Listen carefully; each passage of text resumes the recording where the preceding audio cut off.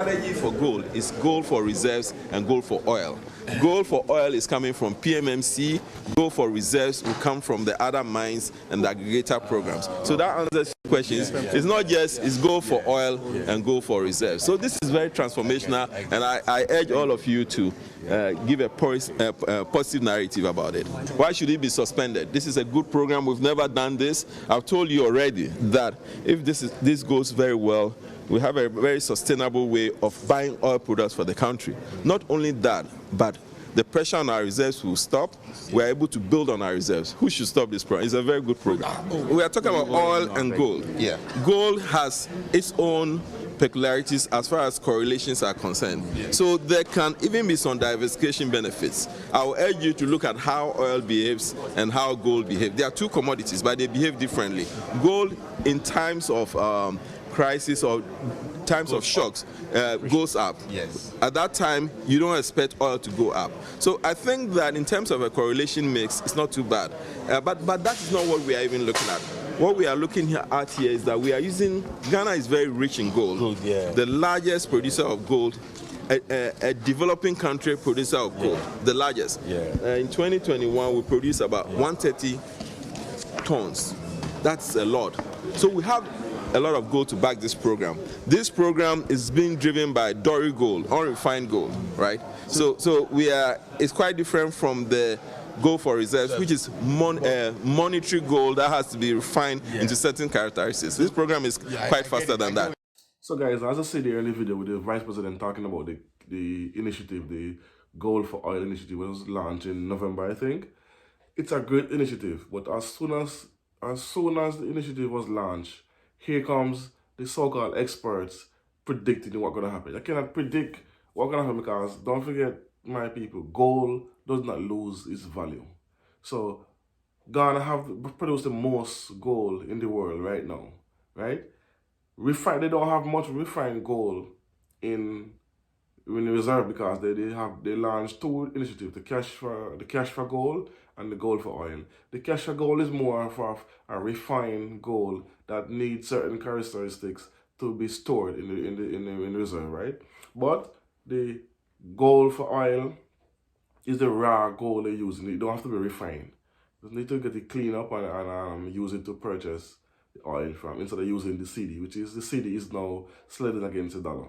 And it's making the economy suffer because oil prices is up, inflation is up, so that's what is causing the economy to struggle right now here in what's going on in Ghana, right? So this initiative now, the cash for gold, not the cash for gold, sorry, the gold for oil will be brilliant because again, since Ghana banned exporting of raw materials, which includes the gold, cocoa, lithium ore, the ore for steel, to make steel, the bauxite, and they are trying to banning the input of certain food products into the country, right?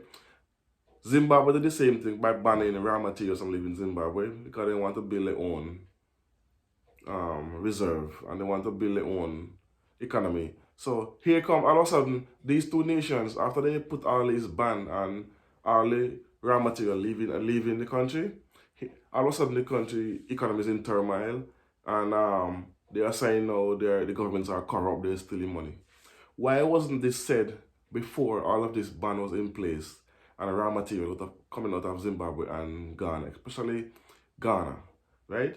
So I think this has to do with the West manipulating the market to destabilize the economy of these two countries, especially Ghana. I'm talking about Ghana right now. Let's release Zimbabwe for another video, but specifically for Ghana right now, the West, to me, is manipulating the market to devalue the cedi, which is the currency of Ghana, to gain leverage over them. But you see, this is why I tell you, on a side note, the BRICS is going to be very important. Whenever the BRICS starting to launch their own currency, they won't be this big dependent on the US dollar, so they're going to lose its value. So they are trying all their best now to curve these countries to keep them under control. But it's not going to work because Ghana produced the most gold in the world. So when I use the the gold for oil, it cannot go wrong, and then the economy going to stabilize.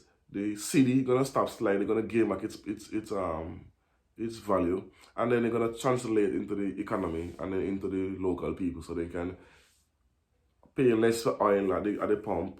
The economy gonna do better, and the inflation won't be so high anymore. It's gonna drop drastically. And as I said earlier, Ghana produce the most gold. They just don't refine it, but they are making it in the process of doing a factory to do that. So, and this is what the West fear, because this is why they killed Gaddafi when he tried to do the golden era currency for Africa to trade for oil. They assassinated him for this. So now Ghana want to do the same thing. So Ghana, they have to be careful, because the West is going to come at them strongly for this, because of they don't have enough gold to do what Ghana is doing at the present moment. So before I go any further, let's listen to what the Bank of Ghana said about this, and we'll continue. As you know, we started this whole program to build reserves, to augment our reserves with the purchases of gold. That's how all of this started. And since the beginning of the program, we have bought 181,435.25 ounces, valued at around 348 million US dollars. This is for reserves, gold for reserves. Now, gold for oil, so far we've purchased 50,931, just about 100 million. In fact, the exact number is 96.8 million US dollars. But there's enough gold, right? There's enough gold. I'm aware that PMMC says that there is enough gold that they can buy to support the gold for oil deal. And basically, for me, the issue is about, if you have a government-to-government arrangement, which would allow you to buy refined oil at a much cheaper price than the BDCs will do, then we are helping the government, bring in refined oil at a cheaper price, which hopefully would eventually feed in to lower prices at the pump. So guys, so you see, even the Bank of Ghana is with the government. They're working hand in hand alongside the government. Once you have the Bank of Ghana and the government working together on this, with the gold for oil, can you see they already purchase some of this already was purchased already, the gold for oil, and you see the bank just explain to you how much they bought already. But before we go any further, watch this next video and we continue. Okay. And indeed, His Excellency the President only last week mentioned, as part of the conversations that have led to the decline of the dollar, the gold for oil program that we've announced on the 10th, 11th, 12th of January. The first consignment of finished products is going to arrive in this country as part of the... Coming from where? Oh, from the United Arab Emirates. From the UAE? Yes. Between the 10th and the when? 11th, 12th January. Of January. So let's say between the 10th and the 12th of January. All the necessary agreements that needed to be executed has been executed. Is this is this a G2G, government to government engagement? G2B, okay. Okay. Government to business. Government to business. Yeah. Okay. Okay, and that's G2G conversations have also taken place. The surprise for me is the very moment that an announcement is made, then everybody expects that the next day you see it translated into action. But as with most programs, it's not an event, okay? But you need to communicate so people know exactly what it is that government is doing, okay? To give them comfort that it is not as if your leaders are sleeping on the job, but they are working to roll out a system program that would ensure that there's some complementary, not substitute. It's, for me, it's very significant that we drive home that point, that whatever it is that government is doing is intended to complement what it is that the private sector, who are operators within the space, are providing. So yes, people, here you see on the national Ghanaian news station, the vice president said they already receive, they're gonna receive the first shipment from the United Arab Emirates, which is the which is URE, right?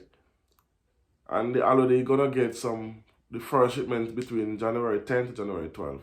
So, and this is not a government to government protest. This was a government to business protest. But as the vice president said, they are in talks already about doing a government to government protest. Whenever they do the government to government protest, then that's where the economy gonna grow, and they're gonna see less prices at the pump and for fuel, and then everything gonna start slide back down to normal. So the Ghanaian residents, you have to just be patient, because even though the initiative was launched in November, it's gonna take at least 6 months to translate into your pocket. I know it's difficult because as a citizen, you don't want to hear you have to wait this long to see result, knowing the country is so rich in raw materials.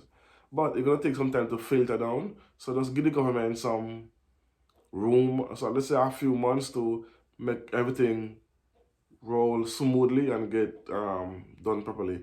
Don't listen to the West too much, and don't bash the government too much, because this is what the West do.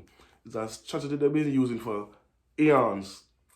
And when they come out to African countries, is destabilize the economy, then put out this narrative that the government is corrupt, they are thieves, or they are dictators, and for some reason, and then they plant that seed, and they always go to the opposition to plant the seed and then push it out spew it out to the masses. So this is being used, this strategy has been used in slavery throughout the time, throughout history. They always go to the opposing team. Well, back in the days in history, like in the 13th, 14th, and 15th century, well, this is what they will do. They will go to the weakest tribe, tell them, oh, do this and do that, and they will help you to overthrow the ruling king, and then we'll side with you, and then overthrow, and then you give us certain revision in as repayment. And then this is what all happened throughout history. They side with the other tribe. They go and attack the ruling tribe, destabilize, kill them off, and they use their own to attack their own. And then in the back, they get the riches and the raw materials and the horse. And they're using the same tactic up to today. Not in the same way as in like fighting an actual war, but what they're doing now, they're putting Ghanaians against the government, or Ghanaians against Ghanaians, and then if that flies like what they normally do in the days, they will always win, because whenever they side the opposing party, the party who's in the opposite seat, not the president, the other party, what they will do now, they have to give up certain things to the West to gain back power, just because of greed. And then when they come in power now, then all the raw material is gone because they have to sign over certain concessions. So stick with the government you have, I'm saying to Ghanaians, and don't listen to the rhetoric where they're spewing about this is not going to work, or you have people saying it's not going to work. Why would you say something like this would not work? Ghana produced the most gold in the world, so it's a good thing to do this. I don't understand why the big deal is. I mean, with these so-called experts and all these people yapping them out about it, it's Zimbabwe start the same thing but they're producing gold coin, but for a different purpose. But it's the same concept. The IMF don't want this because, again, they try to destabilize the economy. So if you try to use your own country resources against them, this will make them feel more feel that they don't have the powers anymore, and then that's what's happening. Because the more African nations come together, the less likely they can attack all of them at once. But if they're attacking one country at a time, they will win. But that's why I want the African continent must come together. Not all of them, but at least who can work together must come together. And the more together they are, the stronger they are. Because Ghana do have their own oil refinery, but I read it exploded in 2017. They had an accident and it's closed down. So I think they restarted it now. So that's another plus. But they don't produce enough oil to sell and to for the government to also use and lessen the price of importing oil. So it's another whole other story. But the goal for oil is a good initiative. I hope it's gonna work and the economy gonna get back on track. So I don't know what that is. Thanks for listening. Hope you learned something new. You don't know it's a Washington SXM podcast. Don't forget to like, comment, and subscribe. You don't know what it is. Peace, one love, boom.